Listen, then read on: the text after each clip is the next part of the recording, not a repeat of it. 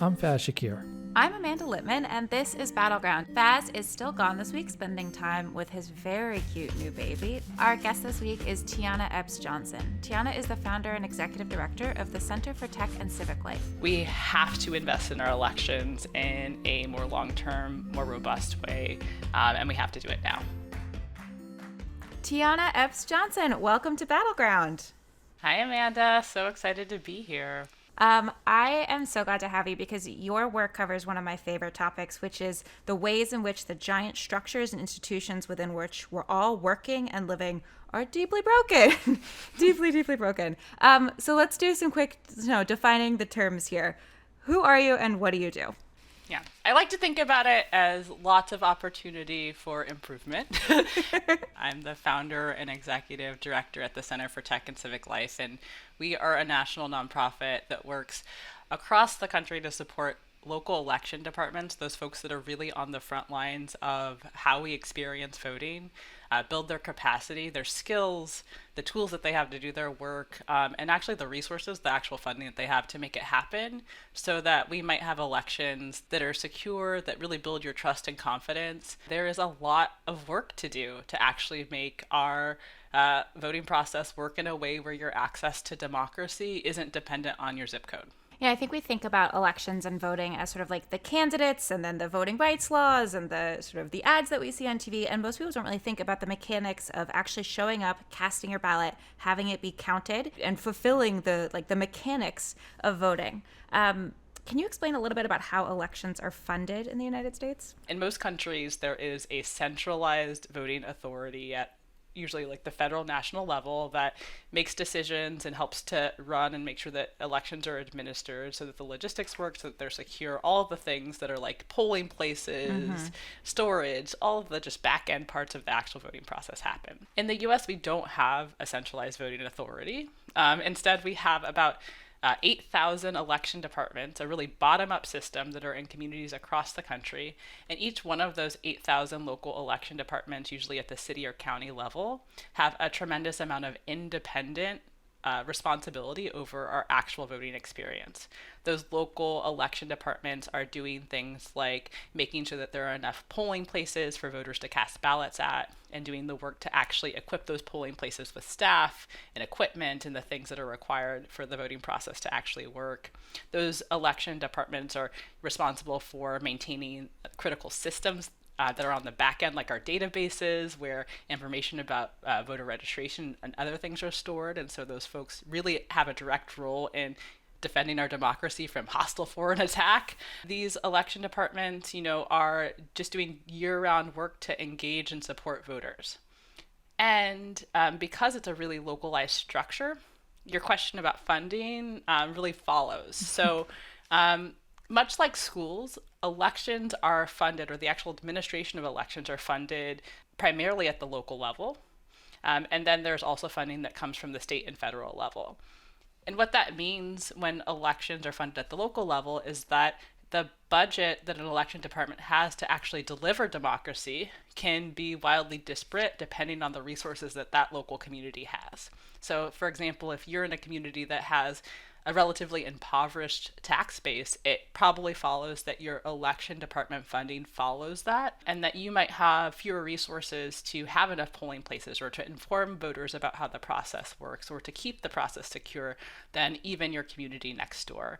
And we've really seen the data bear that out, where there are election departments that are spending $2 per registered voter to make the process work, and other election departments that are spending over $60 per registered voter. And you can imagine just the disparity in the quality that you might experience if you have that difference in resources. What does that look like in practice? Like, what does that money buy you? Yeah, well, let's think about what we would hope to expect when we are engaging as a voter. When we think about an awesome, delightful voter experience, it means that we're being invited to participate as members of the public, that we know when we need to engage, we know the deadlines, we have the information that we need to actually answer information to choose the candidates on our ballot, not just the folks at the top of the ticket, but the folks all the way down the ballot. When election departments don't have those resources, what we see are things like not enough equipment or polling places available, and that results in things like long lines. When election departments don't have resources to do things like communicate, it means that it creates the environment for mis and disinformation to really flourish. And so there are so many things, from the logistics to the information to just the quality of the experience, that really are resource dependent. And we've seen just decades and decades of under and disinvestment in this critical part of our election system, while there is so much more money being poured into the sort of campaign and the electoral side, that's really a sort of cycle by cycle investment, but not this deep investment that we need in the long term for this just really fundamental part of our democracy that happens to be crumbling right now because we are not investing in it properly. And most voters and election departments are paying the price. Is there a couple examples that stand out to you as just like the most egregious crumbling election administration infrastructure? There are. I think the first thing that we have to recognize is that last year, election departments, against insurmountable odds, against a pandemic, when faced with record turnout in a time that was really challenging for our democracy, were able to come together, to muster the resilience and show up every day to deliver the most secure election that we've ever seen in our history. So that part is true. Great. Good job all around. And also, they did it sort of despite what they had available to them to make that happen. Election departments are really, truly working with crumbling, outdated infrastructure, and it's truly a miracle that they were able to make that happen. So 2017, Department of Homeland Security named elections to be critical infrastructure. Some of the most critical infrastructure in the country, there's just a handful of things that are designated critical infrastructure that are so important to protect because of our national security, that we have to just pay close attention to making sure that they are bolstered. And from our perspective, we have to actually follow up with investing in elections like they are critical infrastructure. And we haven't so far. And so what that looks like is, yes, many folks voting on equipment that was purchased before the iPhone was even invented. The vast majority of election departments, according to a survey that the AP did in 2019, are using systems that rely on Windows 7 or earlier software. Could you imagine doing your work that you do every day on a computer that was running on the systems from 2009? Just think about the everyday inconvenience, let alone the ability to actually deliver democracy, which is what these folks are responsible for doing. No, I get grumpy if my iPhone is older than 2 years. That is outrageous. And it's not just the technology that election departments are using.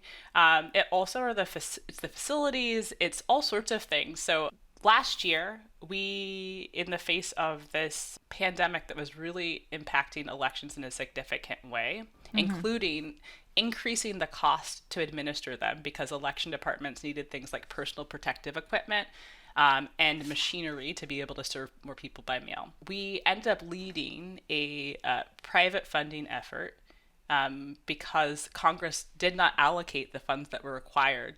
They just allocated 10% of the $4 billion that election departments actually needed last year to make the process work. Is there a rationale for that? You would think that with everything that election departments were facing, that last year would have been, if any moment, the moment that our elected leaders would say, we have your back. And instead, what really happened in practice was election departments, those 8,000 election departments, were sort of left to figure it out on their own. So again, experts estimated it was going to cost maybe $4 billion to administer a safe election. Through the CARES Act, Congress allocated about $400 million. That's not enough. Not enough. And, in practice, what that meant was that we heard from election departments that had spent their full budget that they had for the year by the time that they were at their August primary, before they even were able to turn the quarter to November. And that when they got the federal funding, it was really critical, of course. But we heard from election departments and highly scrutinized places across the country that funding only covered a portion of their postage, let alone the rest of the operation. So it wasn't enough. We ended up leading a private philanthropic effort where we ended up raising $350 million and re-granted that to election departments across 49 states and communities all over. Anyone that applied was able to get funds. We have to invest in our elections in a more long-term, more robust way, and we have to do it now. There's so many populations that end up bearing the greatest burden when the system doesn't work well.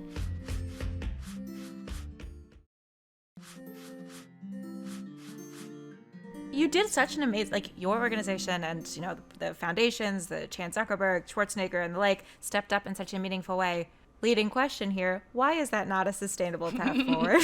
Yeah, we have to really have systems of public funding, robust public funding, that's predictable, that's recurring, and that allows election departments to actually plan and to be resilient. The work of a local election official is essentially putting on like an incredible civic event. They do logistics for a living, right? And if you've ever planned an event, the thing that you know is really critically important are like two things. Your budget, so knowing how much money you have, and then like time to actually plan. And so right now, election departments have a lot more time than they did when we were in the crunch of 2020.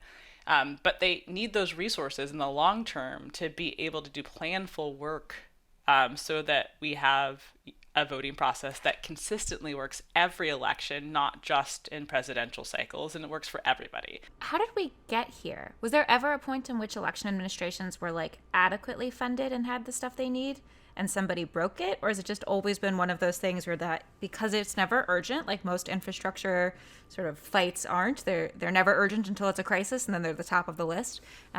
Is it more like that? When I think about the future of election administration, I'm not hearkening back to like this, a time in my mind when it worked amazingly before.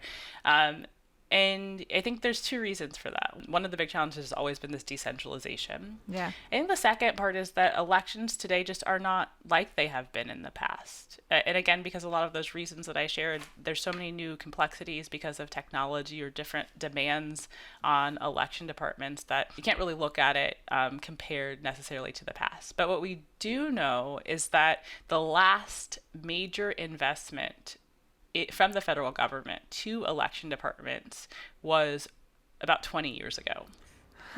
And so that when that major investment came through the to election departments 20 years ago was when most of the equipment, for example, was purchased. And that's why many of the machines that are still in production today were purchased before the iPhone was invented. And so it is beyond time for the federal government to really step up and reinvest in a significant way to bolster this critical election infrastructure. And right now, while Congress is considering an infrastructure bill, is exactly the right time for that federal funding to come. Usually when systems are broken and they stay broken, it's because somebody is benefiting from that brokenness.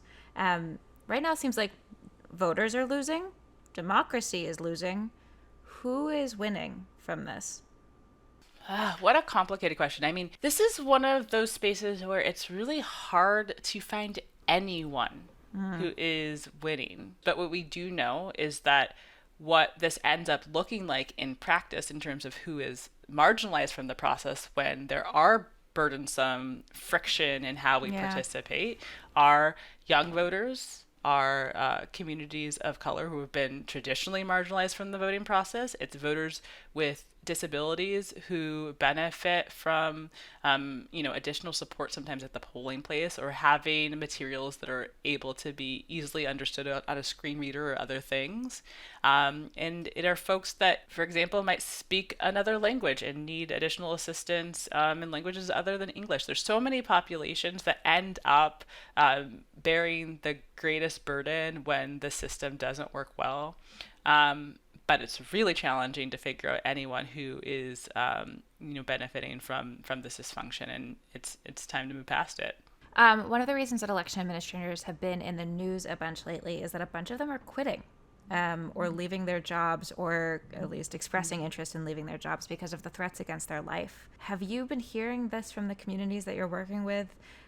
What is it like for them right now, especially in the aftermath of 2020, which we will again caveat, as you said up top, was the most secure election in our lifetimes? Yeah, it's really rough out there for many election officials right now. We've heard election officials raise the alarm about the harassment that they have and continue to face. And what that has looked like includes in several states, we've seen data come out that election officials are considering leaving their jobs. I think the state of Pennsylvania, something like a quarter of election directors across counties plan to leave before 2024. So we have this huge pressure that's coming because it's a really challenging job right now. It always has been kind of thankless, but it's really challenging right now. Yeah. Combined with that part that I had mentioned before, where about many of election officials are just naturally at the retirement age. Yeah.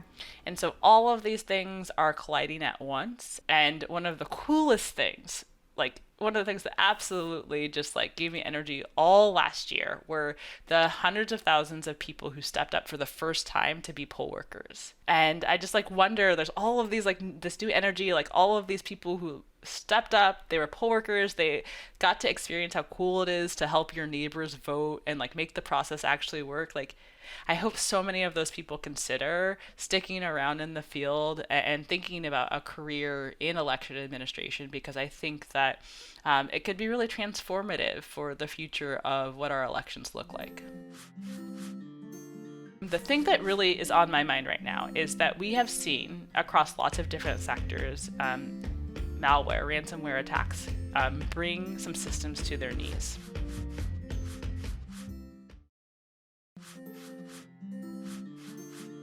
What is the worst case scenario for election administration and infrastructure? When I think about worst cases, there are a lot of them. And I think some of the worst, like literally, if there is a voter who is interested in participating in the process, who wants to, as one expression of their citizenship, show up and cast a ballot, and they're not able to because they don't have adequate facilities or something, a system went down and they weren't able to register before the deadline. That, to me, in itself is a worst case. Yeah. But if you want them as like the real doom and gloom, the thing that really is on my mind right now is that we have seen across lots of different sectors malware, ransomware attacks bring some systems to their knees. I keep thinking about, what if we were experiencing one of these ransomware attacks, but it was on an election department and we were in early voting in October?